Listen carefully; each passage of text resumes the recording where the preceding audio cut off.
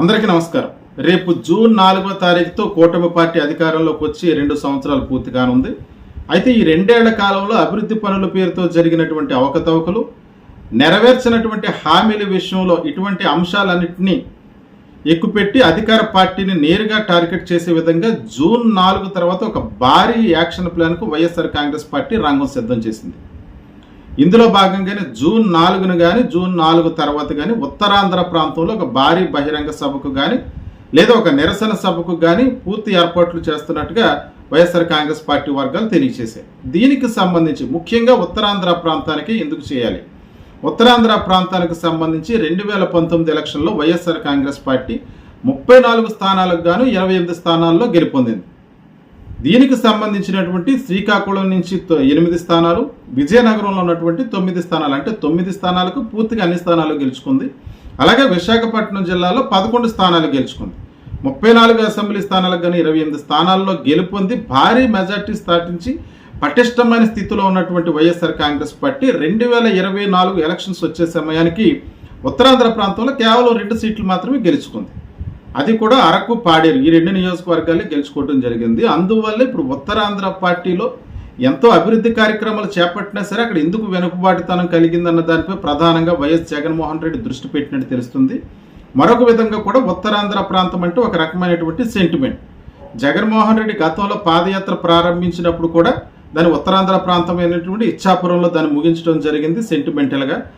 ఆ రకంగానే పార్టీని పటిష్టం చేసే దిశగా మళ్ళీ ఉత్తరాంధ్ర వైపు అడుగులు వేస్తున్నారు అన్నట్టుగా సూచనలు అయితే కనబడుతున్నాయి. దీనికి సంబంధించి ఉత్తరాంధ్ర ప్రాంతంలో ప్రముఖంగా జగన్మోహన్ రెడ్డి 2019లో అధికారంలోకి వచ్చిన తర్వాత ఎగ్జిక్యూటివ్ క్యాపిటల్గా విశాఖపట్నాన్ని నిర్ణయించారు. అదేవిధంగా భోగాపురం ఎయిర్పోర్ట్ డెవలప్మెంట్ కోసం ఉద్దానం కిడ్నీ రీసెర్చ్ సెంటర్ కావచ్చు, లేదా అదాని డేటా సెంటర్ కావచ్చు, వీటినన్నింటినీ కూడా ఏర్పాటు చేసి ఆ ప్రాంతాన్ని డెవలప్ చేసే విధంగా జగన్మోహన్ రెడ్డి తీసుకున్నటువంటి నిర్ణయాలు, వీటన్నిటినీ కూడా ఇప్పుడు భోగాపురం ఎయిర్పోర్ట్ విషయంలో కావచ్చు, ఈ అభివృద్ధి కార్యక్రమాలన్నింటినీ కూడా క్రెడిట్ చోరీ చేస్తూ తెలుగుదేశం పార్టీ తన ఖాతాలో వేసుకుంటుంది. వీటన్నిటినీ కూడా ప్రజల్లోకి తీసుకువెళ్ళాలి. ఈ వైఫల్యాన్ని ఎండగట్టాలంటే మెయిన్ భోగాపురం ఎయిర్పోర్ట్ ప్రాంతం వేదికగానే నిరసన తెలియజేస్తే దేశమంతా చూస్తారు, దేశం దృష్టిని కూడా ఆకర్షించవచ్చు అన్నట్టుగా వైఎస్ఆర్ కాంగ్రెస్ పార్టీ ప్రణాళిక సిద్ధం చేస్తున్నట్లుగా ఆ దిశగా కసరత్తు చేస్తున్నట్టుగా తెలుస్తుంది.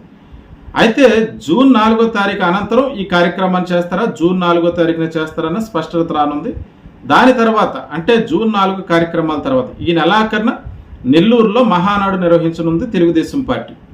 ఆ మహానాడులో వైఎస్ఆర్ కాంగ్రెస్ పార్టీ తెలుగుదేశం పార్టీ తీసుకోబోయేటువంటి నిర్ణయాలకు, అంటే తెలుగుదేశం పార్టీ ఏ నిర్ణయాలు అయితే తీసుకుంటుంది, మహానాడు వేదికగా ఏ అభివృద్ధి కార్యక్రమాలు శ్రీకారం చుడుతున్నారు, ఈ విషయాలన్నింటినీ కూడా పరిగణనలో తీసుకుని దానికి కౌంటర్గానే వైఎస్ఆర్ కాంగ్రెస్ పార్టీ నేతృత్వంలో జూలై 8, 9 తారీఖుల్లో వైఎస్ఆర్ కాంగ్రెస్ పార్టీ ప్లేనరీ నిర్వహించడానికి ప్రణాళిక సిద్ధం చేస్తున్నట్టుగా తెలిసింది. అంటే నెల్లూరులో జరగబోయేటువంటి మహానాడుకు కౌంటర్గానే ప్లేనరీ జరగనుంది. అయితే ఈ మహానాడుకు సంబంధించి కూడా కొన్ని వార్తలు అయితే వైరల్ అవుతున్నాయి. అంటే తెలంగాణలో మోడీ పర్యటించిన నేపథ్యంలో ప్రధానమంత్రి మోడీ చేసినటువంటి సూచనలు, అంటే ఇంధన పొదుపు గురించి కావచ్చు, వనరులు సమీకరించుకోవడంలో కావచ్చు, ఖర్చులు తగ్గించుకోవాలి భవిష్యత్తును దృష్టిలో పెట్టని చెప్పి ఆయన చేసినటువంటి వ్యాఖ్యల నేపథ్యంలో ఇప్పుడు మహానాడు నిర్వహణ ఏ స్థాయిలో ఉంటుంది అన్న విషయంపై కూడా కొన్ని మల్లగొల్లాలు పడుతున్నారు. దాని తర్వాతే వైఎస్ఆర్ కాంగ్రెస్ పార్టీ ప్లేనరీ అయితే ఉంటుంది. అయితే ఇక్కడ ప్రముఖంగా ఉత్తరాంధ్రకు సంబంధించి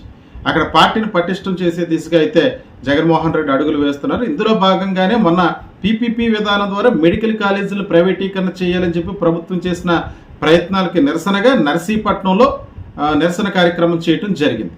ఇవన్నీ చూస్తుంటే ఒక పక్క పార్టీని సంస్థాగతంగా అంటే క్షేత్రస్థాయి నుంచి, అంటే గ్రామ స్థాయి నుంచి కూడా పై లెవెల్ వరకు కూడా పార్టీలో ఉన్నటువంటి కార్యకర్తలను పూర్తిగా యాక్టివ్ చేసే పనిలో వైఎస్ఆర్ కాంగ్రెస్ పార్టీ నాయకులు ఉన్నారు. ఇందులో భాగంగానే గ్రామ స్థాయిలో ఉన్నటువంటి నాయకుల దగ్గర నుంచి రాష్ట్ర స్థాయి నాయకుల వరకు కూడా పార్టీకి సంబంధించినటువంటి గుర్తింపు కార్డులు, ఐడెంటిటీ కార్డులు అయితే జారీ చేశారు. వారి యొక్క పార్టీలో ఉన్నటువంటి ప్రాధాన్యతను బట్టి వారికి ఆ డిజిగ్నేషన్ బట్టి ఐడెంటిటీ కార్డులు అయితే ఇష్యూ చేశారు. పార్టీతో నేరుగా సంబంధం కలిగే విధంగా ఈ నిర్ణయాన్ని అయితే తీసుకోవడం జరిగింది.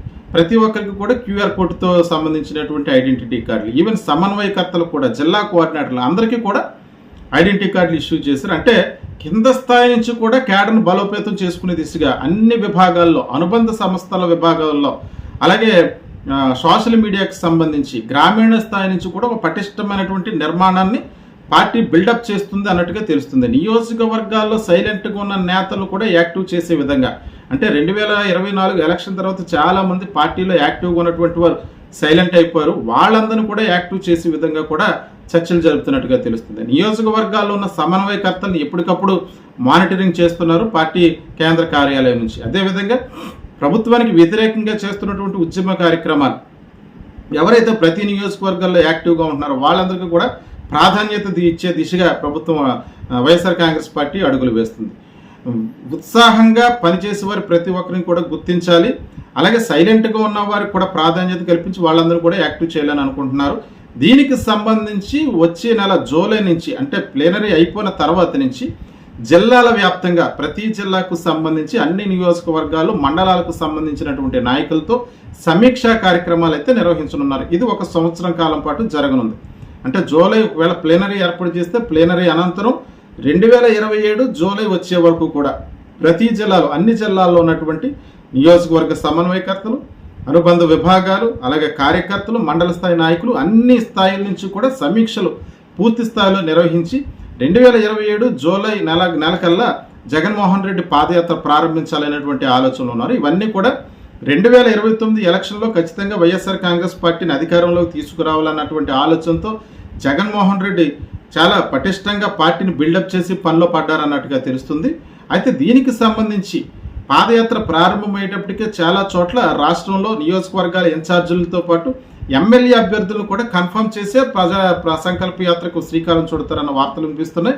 అయితే మరో సంవత్సరంన్నర కాలం పాటు పాదయాత్ర ఉంటుంది కాబట్టి వారి పనితీరును బట్టి నియోజకవర్గాల్లో క్యాండిడేట్స్ మార్పులు కూడా జరగవచ్చు. అయితే ఇప్పుడు వరకు కూడా చాలా చోట్ల ఇన్ఛార్జీల యొక్క పనితీరు సక్రమంగా లేదని కొద్దిగా అసంతృప్తి వస్తున్న నేపథ్యంలో వారికి కూడా సరైన గైడెన్స్ ఇచ్చి కానీ, లేదంటే మార్పు చేయటం కదా, ఇటువంటి అంశాలపై కూడా ప్రధానంగా దృష్టి పెట్టినట్టుగా తెలుస్తుంది.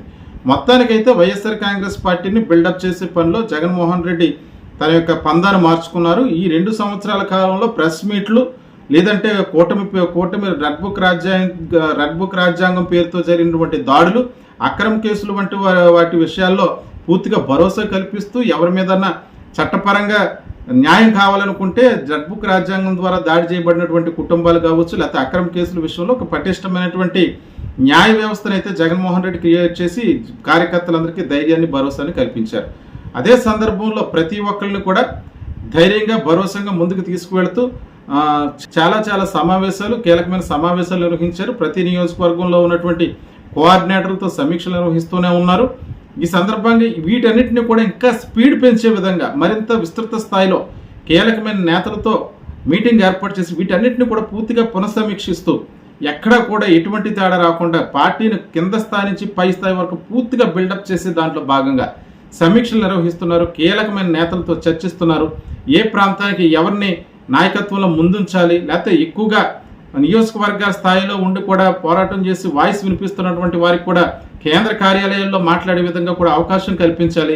కేంద్ర కార్యాలయంలో క్యాంపు రాజకీయాలు జరుగుతాయన్న దానికి స్వస్తి పలుకుతూ మామూలు వ్యక్తులు కూడా, నియోజకవర్గాల్లో ఉన్నటువంటి మామూలు వ్యక్తులు కూడా వాయిస్ ఉన్నవారైతే వారిని కూడా ఎంపిక చేసి కేంద్ర కార్యాలయం వేదికగా వారి వాయిస్ను కూడా వినిపించి వారిని ప్రోత్సహించే విధంగా ఒక ప్రణాళిక సిద్ధం చేస్తున్నట్లుగా తెలుస్తుంది. అయితే జూన్ 4వ తేదీ 2 సంవత్సరాలు పూర్తయిన తర్వాత నేరుగా అధికార కూటమి పార్టీ యొక్క వైఫల్యాన్ని ఎండగొడుతూ ప్రజల్లోకి తీసుకెళ్తూ ఒక భారీ యాక్షన్ ప్లాన్ అయితే జగన్మోహన్ రెడ్డి నిర్మించినట్టుగా తెలుస్తుంది. ఈ సందర్భంగా వైఎస్ఆర్ కాంగ్రెస్ పార్టీ కూడా అటువంటి కార్యక్రమాలను ప్రజల్లో తీసుకెళ్లే దిశగా కసరత్తులు కూడా చేపడుతుంది.